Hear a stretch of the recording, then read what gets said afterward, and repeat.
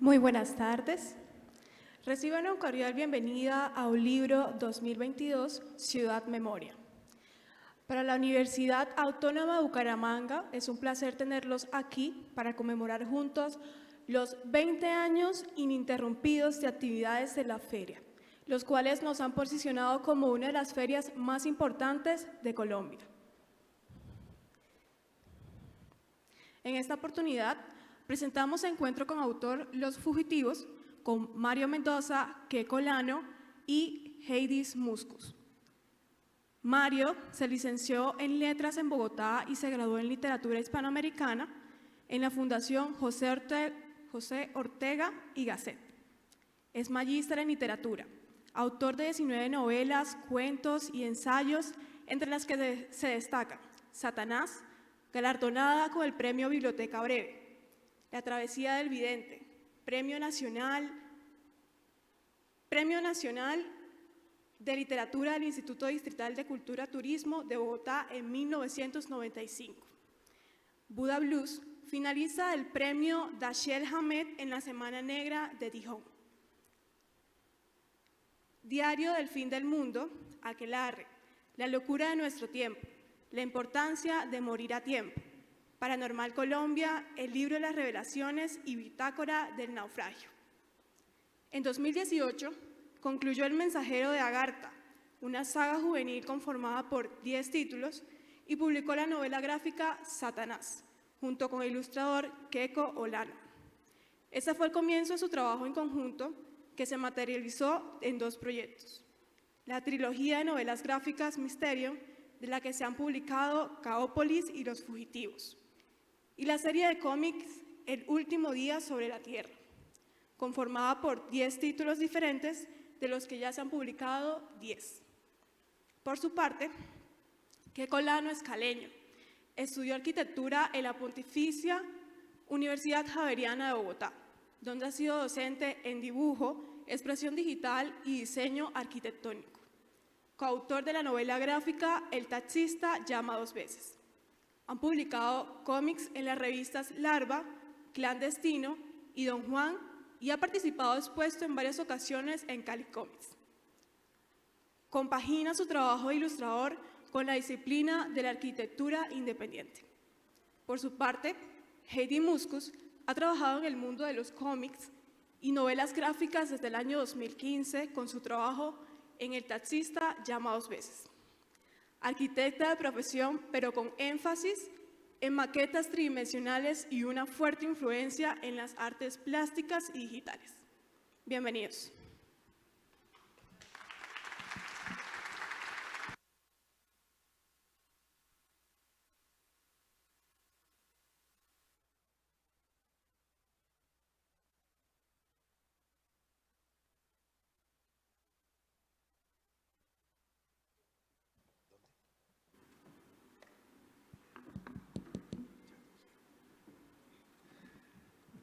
Bueno, buenas tardes. Muchísimas gracias por venir. No saben lo que les agradecemos. Gracias a Ulibro, gracias por supuesto a Editorial Planeta, que siempre está con nosotros. Sé que es más difícil en domingo, así es que están sacrificando una de sus tardes predilectas para venir acá y apreciamos y valoramos mucho eso. Hoy vamos a presentar la novela Los Fugitivos, que es la novela que hace parte de una trilogía que venimos armando con Keiko y con Heidi. Nosotros hemos publicado, como muy bien lo dijo la presentadora, una colección de cómics que ven a mano derecha, El último día sobre la Tierra, 10 personajes que se ven abocados en algún momento a una situación límite del fin del mundo, ¿no? Entonces vamos siguiendo la vida de ellos en ese futuro cercano, pero apocalíptico. Y por el otro lado, nosotros estamos trabajando una trilogía de la cual llevamos 2 volúmenes, Caópolis y Los Fugitivos. Y estamos muy cerca ya de publicar la tercera, con la cual cerramos. Por otro lado, de los cómics nos faltan 4, ya tenemos 2 listos para salir en Sofa y estamos también muy cerca de cerrar ese decálogo sobre el fin del mundo. Más adelante se sorprenderán porque las 2 colecciones se van a encontrar al final, pero Ya verán de qué manera curiosa y extraña. Hoy saludo a Heidi y a Keiko, que por primera vez Heidi viene a esta Feria del Libro. ¿Se acuerdan? Nosotros estuvimos en el 2019 con Keiko y fue cuando presentamos nuestro proyecto. Como dije ayer, para nosotros su libro es una Feria del Libro muy importante a nivel nacional. Yo la considero quizás de las ferias más representativas y más significativas que tiene Colombia, y por eso esta cita desafortunadamente no pudimos tenerla durante los últimos 2 años por la pandemia. Así es que es un gusto volver y estar con ustedes. Esperamos que la pasen muy bien. Voy a dejar que Heidi y Keiko se presenten rápidamente y entramos a la presentación. Hola, bueno, para mí es un placer estar aquí. Como dice Mario, es la primera vez que vengo a Bucaramanga Feria, pero pues tengo muy buenos recuerdos de infancia y siempre he pensado que donde podamos llegar, tanto con el mundo de los cómics como la cultura, pues para nosotros como dice Mario, un placer. Yo vengo trabajando con todo el proyecto gráfico del último día sobre la Tierra y de Mysterium desde el principio. Al principio hacía un tema más de maquetas tridimensionales, ahora estoy más enfocada en el color y pues les contaré un poquito cómo ha sido ese proceso. Sí, pues, realmente es un placer estar acá para poder contribuir a todo lo que es el crecimiento de la novela gráfica y el cómic en Colombia. Para nosotros es muy grato saber que pues, la recepción que ha tenido el proyecto, la gente se ve como muy involucrada con lo que estamos haciendo y eso pues, nos llena de satisfacción y nos motiva muchísimo para seguir adelante. Entonces, estamos muy contentos de estar acá y pues aquí seguiremos. Bueno, bien, empecemos. La primera vez que yo tuve la sensación del futuro, la sensación de poder hacer algo de anticipación, no fue en realidad en Calcuta, en la India.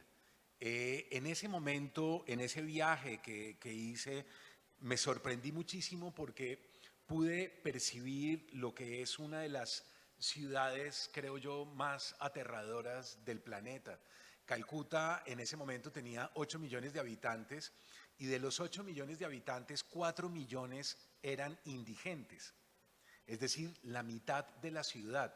Eso es como si ustedes en Bogotá, voy a poner el ejemplo en Bogotá porque en Bucaramanga no conozco bien la ciudad para poderles decir cómo sería, pero en Bogotá es como si uno tiene de la Plaza de Bolívar hasta la calle 170, entre la Séptima y la Caracas, como si todo eso fuera un cartucho, como si todo eso fueran indigentes. Bueno, eso es más o menos Calcuta. La mitad de la ciudad vive en la calle, la mitad de la ciudad son indigentes, son personas que lo han perdido completamente todo, no tienen trabajo, no tienen un lugar donde llegar, no hay un apartamento, no hay una habitación siquiera en donde poder pernoctar. Entonces duermen en la calle, duermen en esas carpas que ustedes ven ahí a mano derecha.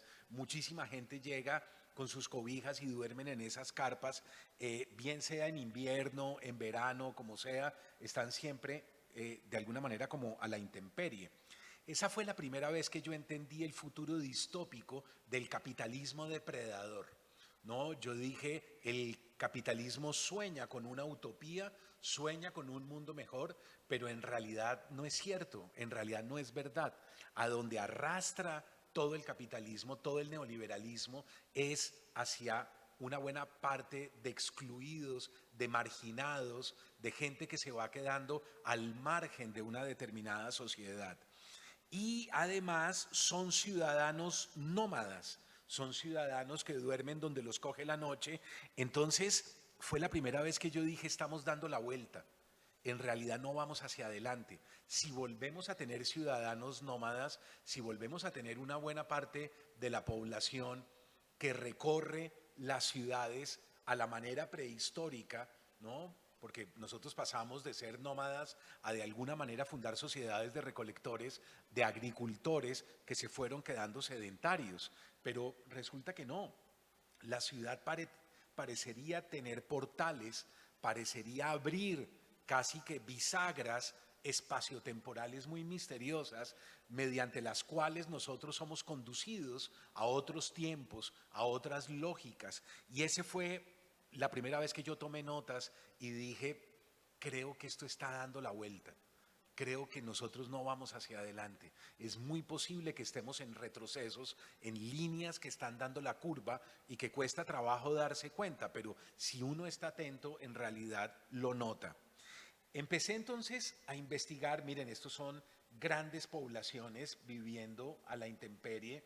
Y aquí es una cosa muy rara, porque cuando ustedes caminan por Calcuta o por otras ciudades de la India, el andén en realidad son multifamiliares de la indigencia.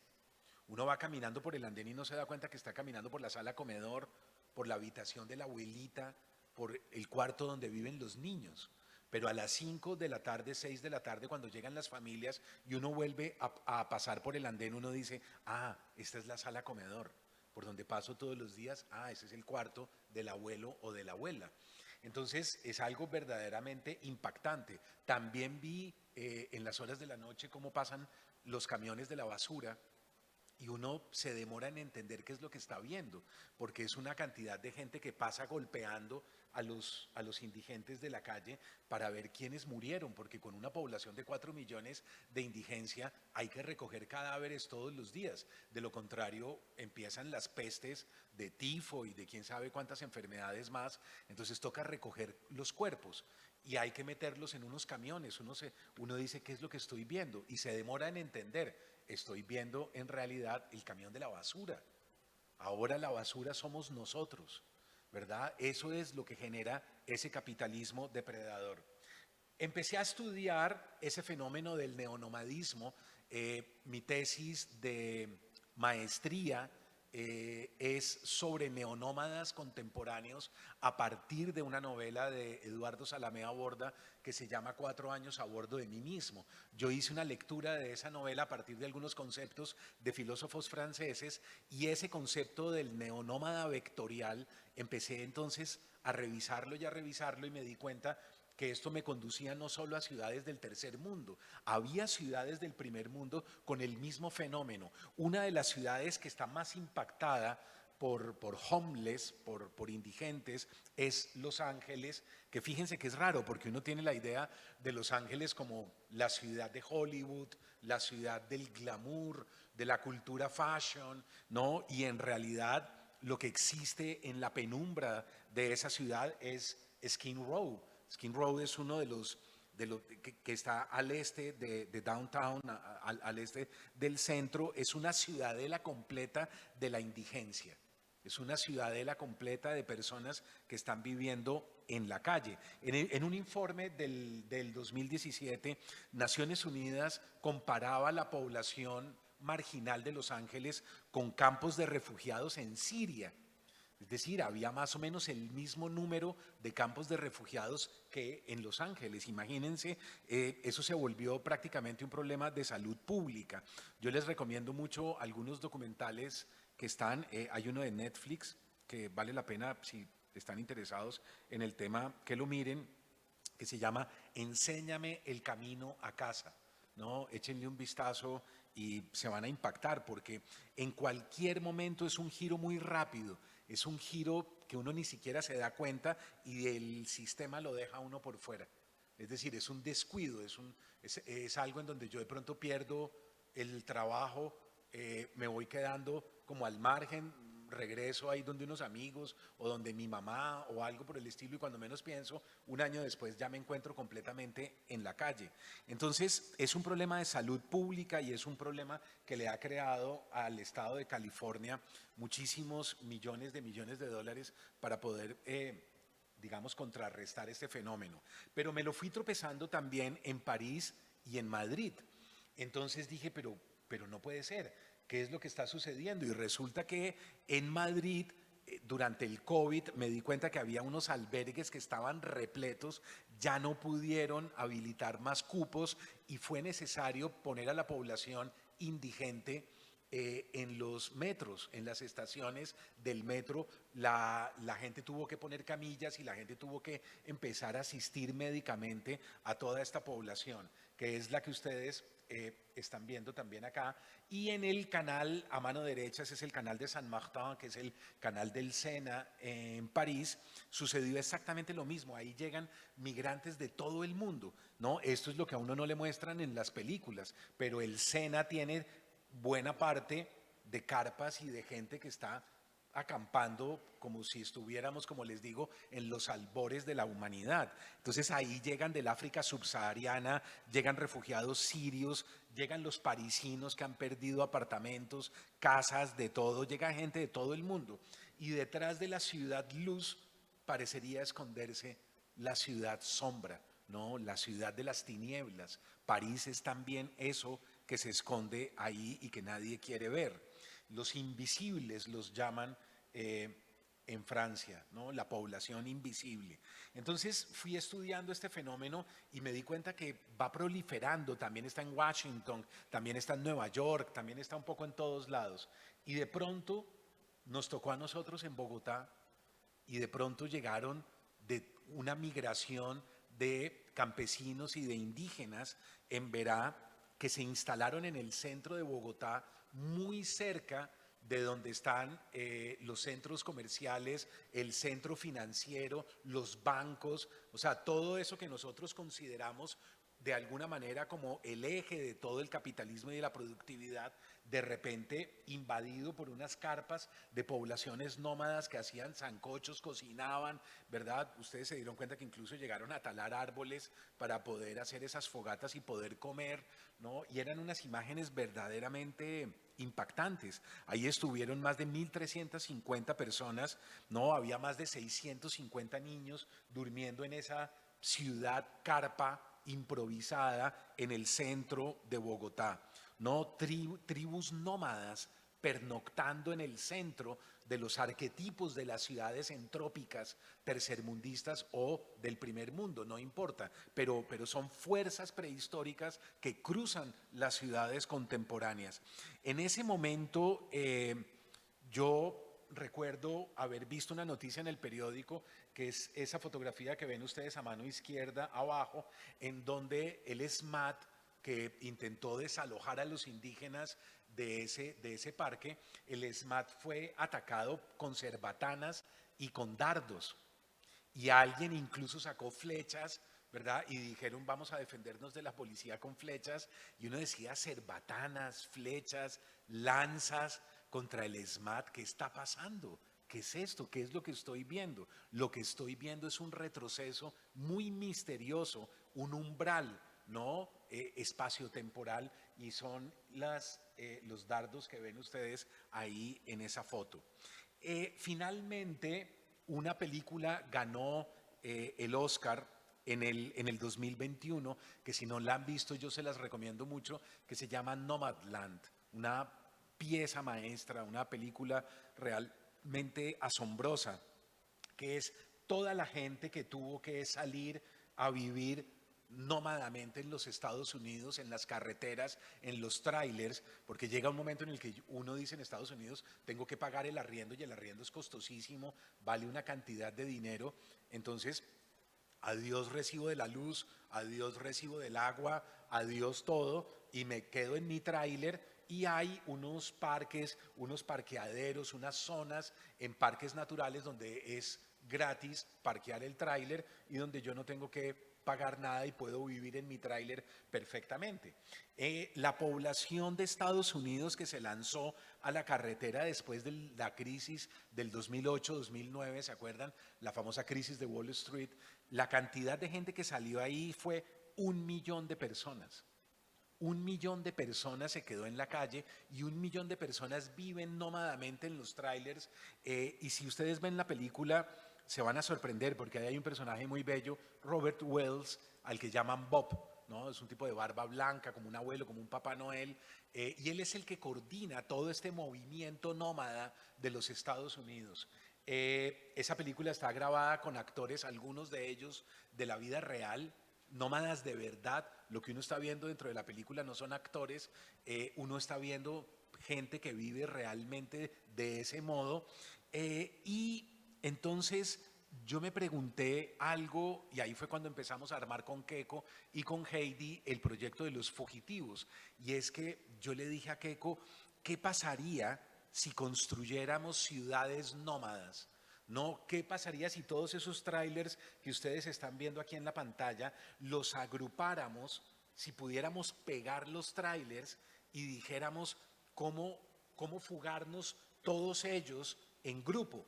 ¿Cómo hacemos? Y si construyéramos una ciudad rodante, si hubiera ciudades para gente que paga impuestos, impuesto predial, que paga el agua, que paga la luz, el teléfono, etcétera, pero de repente hay otras ciudades que se mueven, que van en carretera y que si de pronto en ese futuro distópico que nos espera nos va a tocar un día empacar una maleta, abandonarlo todo, meter 3 mudas de ropa y decir vámonos a ver cómo sobrevivimos. Y empezamos entonces a urdir la hipótesis de un futuro en el cual vamos a tener que volver a entrar en movimiento. Ojo, porque las cifras que les acabo de dar son anteriores a la pandemia. Estuve revisando y las cifras posteriores a la pandemia son aún mayores.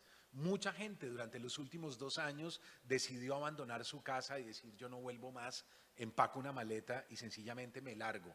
Entonces cuando le propuse esto a Keiko y a Heidi, Keiko empezó a decir Los fugitivos puede ser una novela no solo sobre el movimiento, sobre el nomadismo, sino sobre la construcción de unas estructuras que pueden ser las que nos espera en un futuro más próximo de lo que nos imaginamos. Entonces voy a dejarlos con Keiko para que les explique un poco cómo fue tejiendo él y diseñando, y después Heidi les explica cómo nos fue acompañando en el proceso de diseño, luz, etc. Muchas gracias.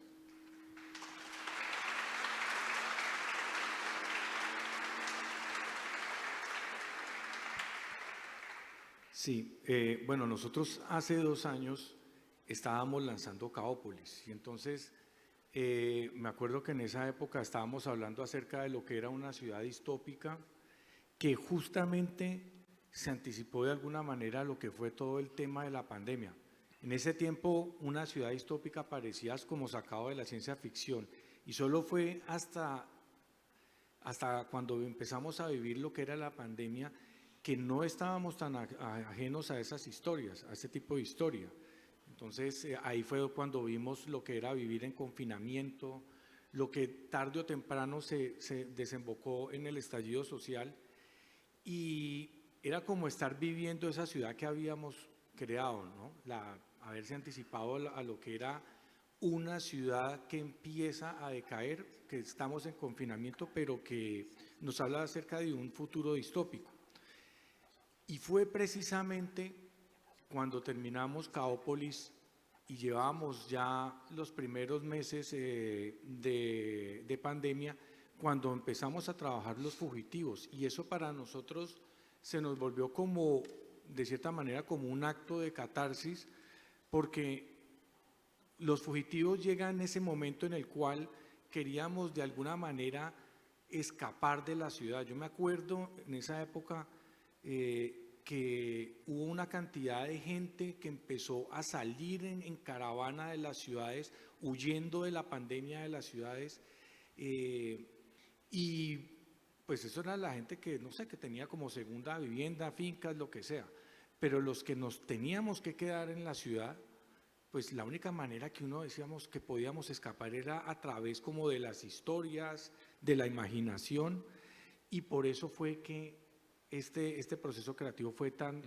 gratificante en ese momento, porque nos permitió de alguna manera escapar del agotamiento que teníamos en la ciudad. Nosotros como creadores, los personajes de la historia, y se trasladó también a los lectores que abordaron el libro. Entonces aquí les vamos a hablar un poco acerca como lo que fue ese proceso creativo y técnico del libro. Esta imagen que vemos ahora refleja de alguna manera eso que yo les digo que fue como ese éxodo masivo de los habitantes de las ciudades. Entonces aquí llegamos a lo que es el ocaso de las urbes, porque uno siempre piensa, las ciudades son como ese manifestación como el progreso que tienen todas las civilizaciones. Pero ¿qué pasa cuando una ciudad le cae alguna plaga, se queda sin recursos, o por las mismas guerras? Pues simplemente quedan abandonadas. Como en la historia tenemos muchos ejemplos de grandes ciudades que en algún momento quedaron deshabitadas, Tikal, Petra, y que muchas veces no se entiende por qué fue lo que pasó, por qué se abandonaron esas ciudades. Y llegamos a ese concepto que es pues, la teoría que manejamos en el libro, y es que surge un nuevo modelo de habitante. Este nuevo modelo de habitante se da cuenta que la manera que tiene él para sobrevivir no es quedarse sedentario en una ciudad, sino que la única manera es a través del movimiento, porque el movimiento nos permite ser más flexibles, nos permite ser más versátil ante las inclemencias del tiempo, las grandes crisis económicas. Entonces ya no estamos hablando de grandes conjuntos de personas que se agrupan para formar una gran urbe, sino en pequeñas comunidades que empiezan a desplegarse, a fragmentarse. Entonces se producen lo que llamamos esas grandes migraciones de la gente que lo ha perdido todo, como ese movimiento que hablaba Mario allá en Estados Unidos. Cuando la gente simplemente no tiene nada a la que apegarse, pues simplemente se siente mucho más libre de poder salir como a experimentar en lo que es la carretera. Se rompen los vínculos con el sistema, es decir, rompemos ataduras con el sistema en busca de una vida mejor. Y entonces eso es lo que le pasa a los personajes en esta historia. Empiezan a fugar, a escaparse, ¿no? Cada uno de diferentes maneras, pero teníamos como un reto gráfico que era muy interesante, porque era que cada uno de los personajes tenía sus diferentes travesías, una por barco, otra por tierra, otra por aire, y esto pues gráficamente era un reto interesante a nivel técnico, porque cada uno de las historias tiene asociada una diferente textura, una diferente manera de trabajar la iluminación, el color. Las escenografías aquí entonces ya no eran estas que hacíamos en Caópolis, que eran como claustrofóbicas, oscuras, que tenían como transmitir esos sentimientos como de agobio, sino que aquí ya estamos hablando de que ya teníamos que diseñar grandes extensiones de territorio. Y esto era lo que nos transmite como unos diferentes estados de ánimo, no solo a los personajes, sino al lector. Queríamos que de alguna manera esto fuera como una travesía inmersiva, ¿no? O sea, que casi que nosotros nos metemos con el mismo personaje a huir. Entonces aquí empezamos a experimentar con lo que eran las diferentes técnicas. Fíjense que nosotros cuando hacemos estos proyectos siempre estamos combinando 2 dimensiones con 3 dimensiones. Aquí, bueno, Heidi se encargó más como de, esta vez, de aproximarse más a lo que era la pintura digital. Seguimos teniendo mucho énfasis en lo que era todo el diseño de 3 dimensiones, para lo cual eso se encargó Gabriel Pedrosa, y lo que era el modelado arquitectónico. Esta vez fuimos un poco más hacia el lado orgánico y alcanzamos a experimentar algo con la realidad aumentada. Esto es para que se den cuenta que siempre estamos experimentando con estas técnicas, ¿no?, de combinar las 2 dimensiones con las 3 dimensiones, y estamos siempre como en este fluir de estar experimentando siempre. Bueno, esta imagen que vemos ahora es ya como plasmar la idea de lo que es la arquitectura del movimiento, que ya han habido unos postulados anteriores que hablaban acerca de lo que era, por ejemplo, la arquitectura del movimiento, y le hablaban que era como la anarquitectura. Se hizo un manifiesto y todo que dice que la arquitectura es resistencia. es resistir ante las convenciones, ante la autoridad, ante los dogmas. Y estos personajes que la habitan entonces también son transformados porque es un tipo de habitante, como les decía antes, no tiene apegos, no tiene familia, no tiene propiedades, no tiene dinero. Entonces es más bien un personaje que no cree en el futuro. Es decir, él vive el día a día como si fuera su gran reto, y de alguna manera nos transmite como a lo que era ese pensamiento de contracultura de los 70s. ¿Cómo traducíamos entonces ese sentir de los personajes en las estructuras de esta ciudad rodante a la cual queríamos construir? Entonces estamos hablando ya que no es una gran ciudad, un gran contenedor, sino que empezamos a fragmentarla y a pensar en que ya estamos hablando son de edificios que empiezan a rodar. Entonces ya son como experimentos urbanos, experimentos monumentales, porque a través de de construir estos mundos se empieza uno como a cuestionar, ¿no?, lo que vienen siendo las convenciones, ¿no?, de lo que es las construcciones urbanas que tenemos en este momento.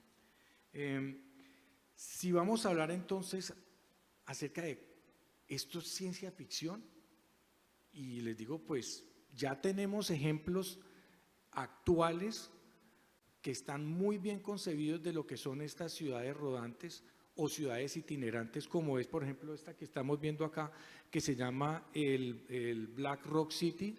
Esta es una ciudad que se construye y se desarma en una semana. Aquí se albergan casi 50,000 personas para el evento artístico que se llama el Burning Man en el desierto de Nevada. Y es como un movimiento artístico puede organizar una gran organización social de este tamaño, ¿sí? Aquí no existe gobierno, pero no porque exista gobierno no quiere decir que no existan reglas.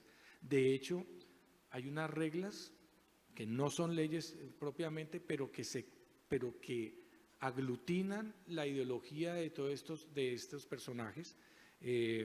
Por ejemplo, una que es muy importante es no dejar rastro. Allá uno llega al desierto, uno mismo se gestiona el agua, uno mismo gestiona sus basuras, y hay como un tributo a lo que viene siendo la autosuficiencia. Por lo tanto, se promulga mucho lo que son la participación colectiva a nivel de grandes proyectos. O sea, hay un gran sentido de comunidad y, por ejemplo, no hay plata, todo vuelve a ser como a nivel de trueques y se respetan mucho lo que son las libertades individuales. Entonces, de esta manera, yo digo que este es como el surgimiento de las primeras comunidades nómadas anarquistas que existen actualmente en nuestra sociedad, y que de ahí entonces es donde nosotros retomamos, ¿no?, lo que estamos viendo que está pasando para irnos a poder construir esta ciudad que parece lejana, pero que nos empieza como a dar pistas de lo que puede llegar a ser.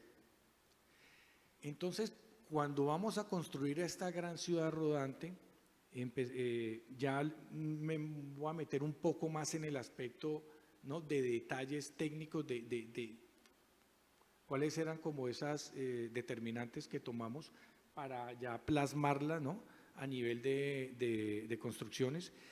Y el razonamiento que hicimos fue, si en la actualidad para hacer los edificios es la combinación de arquitectura, que es diseño, y la ingeniería, que es para crear los cimientos, ¿no?, los cimientos que son como un árbol, ¿no?, las raíces de un árbol, casi que en proporción la raíz de un árbol es como la tercera parte del tronco, ¿sí? Es lo que no vemos.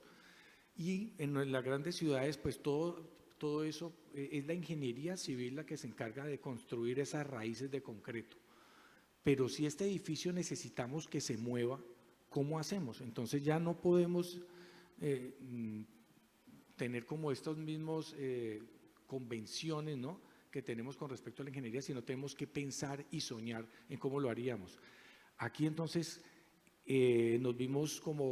nos fuimos hacia lo que es la ingeniería mecánica, porque ya estamos hablando de cómo hacemos para que estos edificios se muevan.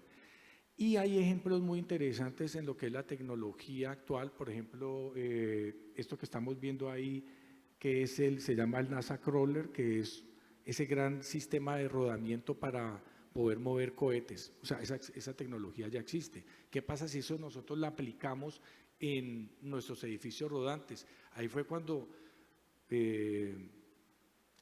con Gabriel Pedrosa, que hace parte del equipo creativo, él es ingeniero mecánico, y empezamos como a idear estos sistemas para que en los edificios se puedan mover. Entonces ya por ejemplo, la misma forma cambia, porque ya tenemos que hacer inclusive diseños aerodinámicos. La curva hace la resistencia contra el viento. Todo lo que implica el movimiento hace que la misma forma cambie. Por ejemplo, también el general, fíjense que eso parece como una maraña, como una red de diagonales. Y uno pensará, pero ¿por qué esos diseños como tan saturados? Es porque también las diagonales son esa forma que se resiste mejor a lo que son los terremotos. Y de alguna manera el movimiento de un edificio es como si estuviera en permanente estado como de movimiento, como de terremoto. Entonces estos son esos diseños, como esa manera como de pensar que nos llevaba allá. Hay otra manera también como los diseños nos hacen cambiar o modificar los espacios arquitectónicos.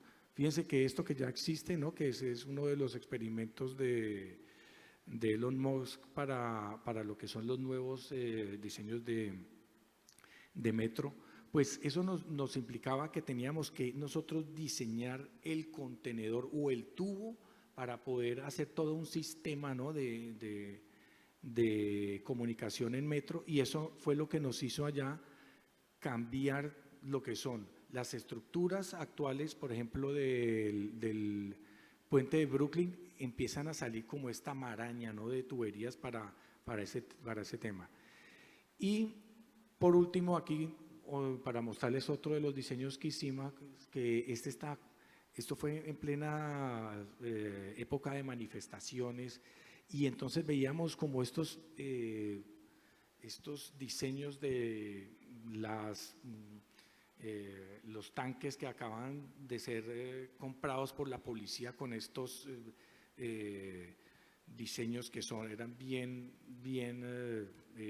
agresivos, ¿no?, y bien pesados, y eso nos empezó como a sacar como esas ideas de cómo podíamos empezar a construir nuestros nuevos diseños, y todo eso nos íbamos nosotros como alimentando de lo que iba pasando para lo que era la creación de este nuevo universo. Yo aquí los dejo entonces con Heidi para que ella les siga explicando más en detalle lo que fue todo este proceso creativo.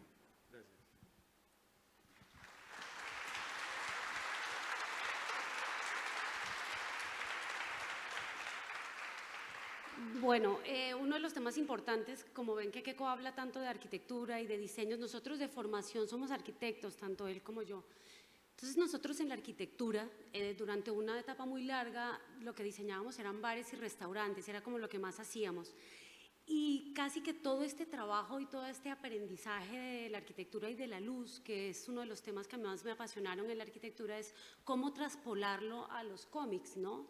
En la arquitectura, ¿qué hacemos? Nosotros, el estado de ánimo de las personas que asisten a un cierto lugar se ve muy afectado por el color de la luz. No es lo mismo si vamos a un restaurante o si vamos a un teatro, si estamos en un auditorio, en una sala de estudio. Cada luz tiene su función. Uno tiene luz blanca, por ejemplo en las discotecas.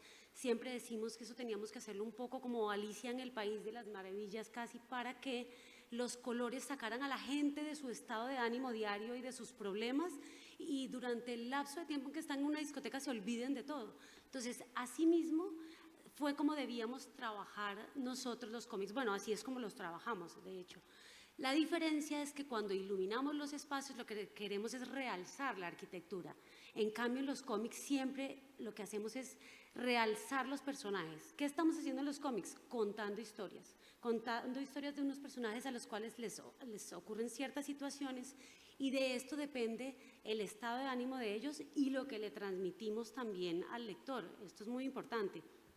Nosotros llevamos estudiando durante mucho tiempo todo el fenómeno de las migraciones, no solamente en el tema de las migraciones, por ejemplo, en el África subsahariana, todas esas migraciones que hay al sur de Europa para poder buscar o por cambio climático o por agua, por ejemplo, o ahorita solamente en la guerra de Ucrania que teníamos 6 millones de migrantes que han tenido que salir por todos los mecanismos. La gente ha salido caminando, en carros, en trenes, como han podido para poder huir de la guerra. Todas estas migraciones las hemos venido estudiando y es como un poco también lo que hemos enfocado en los fugitivos. Y en el momento en que hablamos de los personajes de los fugitivos, estas migraciones, cada uno toma una ruta diferente. Hay un migrante, por ejemplo, que atraviesa caminos para salir de la ciudad a través de moto y tiene como estos tonos grises, unos tonos secos. Todo esto lo manejamos a través del color. Tenemos una fuga que es Salomón y Betania, que son otros dos de nuestros personajes que pasan por desiertos asfixiantes, que los persiguen las autoridades, que uno se siente como en este calor y esta asfixia, no solamente de la persecución, sino también de la temperatura, que lo manejamos con estos tonos cálidos, naranjas. Andrés, que es el personaje que vemos que sale a través de unos cepelines en una estación que queda en lo que actualmente llamamos el Nevado del Cocuy, y Andrés tiene todas estas temperaturas de los colores que encuentran en el cómic, son frías, uno siente la temperatura del personaje, o Juan, que termina al final en unos lagos contaminados y como de estos colores tóxicos. Y sin yo necesidad de apuntarles a la pantalla, ustedes ya saben a través del color cuál personaje es el que se está moviendo, por qué zonas y cuáles son los peligros que está atravesando. Todo esto lo manejamos a través de la luz y el color. Adicionalmente, nosotros en los cómics utilizamos varios recursos porque siempre nos encontramos en las charlas o nos encontramos sobre todo cuando hacemos visitas a colegios, sobre todo con la población adulta o profesores que nos hablan mucho de cómo hacer para que los estudiantes dejen al lado el celular y se pongan a leer un libro. ¿Cómo hago para que mi hijo lea? ¿Cómo hago para que por favor suelten esos celulares? Y nosotros hemos intentado que en este libro de los fugitivos no solamente no se deje al lado el celular, sino que se lea de la mano de la tecnología. No vemos por qué tengan que estar en contraposición, sino todo lo contrario, que vayan de la mano y que uno pueda ir consultando a medida que va leyendo el libro. Uno de los recursos que utilizamos es el mismo que tiene la colección nueva de Mario, que ustedes encontrarán que tiene unos códigos en las portadas. Esos códigos que encuentran ahí se llaman georreferenciación, y lo que hacemos es que si entramos ese código de latitudes y longitudes en el Google Maps, a ustedes los va a llevar a un lugar donde están estos murales hechos. Para esta colección, para estas portadas, se contrataron unos grafiteros en Bogotá, a Tavo Garabato, a Toxicómano, a La Furis, y lo que hicieron fue que hicieron unos murales muy grandes donde la gente puede ir, interactuar, tomarse fotos, y esto hace parte como de también el compromiso de que no solamente vean el libro, sino entren a la ciudad a través de los libros. Este mismo recurso lo utilizamos en los fugitivos. Por ejemplo, esto que ven a mano derecha es el Cañón del Amazonas, que como ya nosotros estamos hablando ya no solo de una Bogotá, sino como hablaba Keiko, de unos territorios, es el sur de Colombia, que ya el río Amazonas ya no es un río, ya estamos hablando de unas grietas y es un desierto, porque tal como vamos actualmente la humanidad venimos acabando con todo. Entonces intentamos reflejar también un poco ese futuro distópico, que es lo que creemos que va a pasar con los territorios si no los conservamos. También tenemos un segundo recurso que es, intentamos siempre en los libros como una reivindicación de territorios. Por ejemplo, esta imagen que ven a mano izquierda es unas playas que hay en Tumaco, que son unas cosas hermosas y que nosotros, Tumaco, por ejemplo, es uno de estos territorios que para la gente que no ha ido, siempre lo vimos en los noticieros por las historias de violencia, por historias de desplazamiento, a veces hasta de masacres y no, buscamos como que estos territorios casi que olvidados, retomarlos en el libro, que la gente pueda entrar a Google Maps, ver dónde se ubican en el mapa y ver también fotografías de cómo está. Luego lo reflejamos también de una forma en el futuro como ya es un Tumaco que no tiene agua, que también es un puerto de donde sale otro de nuestros protagonistas, pero intentamos eso, que Colombia siempre se vea reflejado en nuestros libros.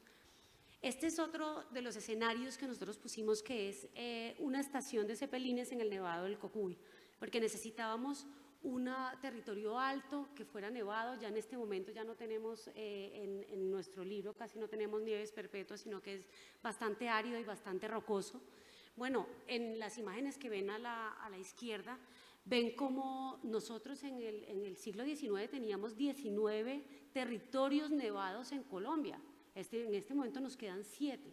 Se han venido reduciendo de forma dramática las nieves perpetuas, entonces en el momento en que nosotros ya estamos desarrollando estas historias lo vemos como ya el Nevado del Cocuy, que ya no será un nevado, sino que es una estación desde donde pueden salir pues otro tipo de aeronaves que puedan desplazar a nuestros protagonistas. Y un último recurso que utilizamos también es la realidad aumentada, por lo mismo que les decíamos, que poder utilizar la tecnología de la mano de los libros. Un tipo de realidad aumentada que se utilizó es esto que ven a mano derecha, que es cómo convertir los cómics en video. Ya cuando ustedes tienen el libro en la mano, no solamente tiene video, sino que también tiene audio. Y es Mario, para estos sectores, para estas imágenes, hizo unos audios especiales con un texto particular para las imágenes, donde también hacemos que los libros cobren vida y se vuelvan también casi que una película en las manos. Esta es una parte del libro donde se ve todo el tema de las protestas sociales, que no solamente las vivimos el año pasado, sino que también hace parte de la fuga, de las razones de fuga de nuestros personajes. Esto es Graphic Motion, se llama esto. ¿Qué es esto? Convertir imágenes 2D en video. Luego tenemos esta otra parte de la realidad aumentada, que es realidad aumentada en 3D, en 3 dimensiones. ¿Qué hacemos? Nosotros hicimos una alianza con uno de los mejores grupos que hay porque son muy talentosos y tienen una pasión por la realidad aumentada, que se llama Nadia Aere. Ellos se encargaron de hacer como toda la parte gráfica y de imágenes de la realidad aumentada. Esto, por ejemplo, utilizaron varios de nuestros elementos que ya eran diseñados por Gabriel y por Keiko, lo levantan en 3 dimensiones y en el momento en que uno abre el libro, lo que hace es que puede ver el objeto por todas sus facetas, por cada cara. Esto es realidad aumentada en 3 dimensiones. Y luego tenemos esta última que se llama Parallax, que la encuentran en la portada.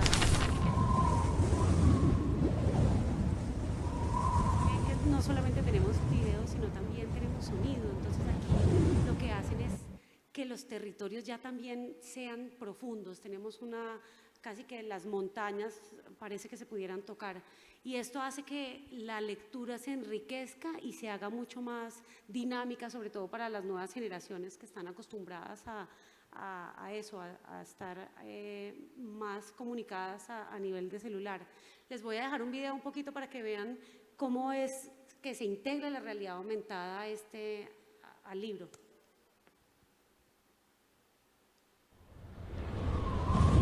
Otra vez debes huir, Isa. Debes alejarte de las bestias humanas que te persiguen desde siempre. Otra vez la soledad y los largos monólogos interiores. Los famosos 3 días de oscuridad. La confusión, el caos, el miedo. Todos los habitantes del planeta se sienten amenazados. Confrontación, violencia. La injusticia se transforma en rabia y la rabia en emancipación.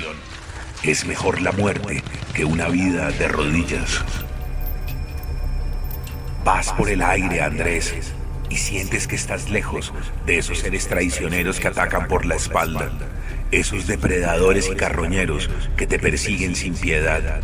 El viento, la altura, las nieves perpetuas te dan una tregua momentánea.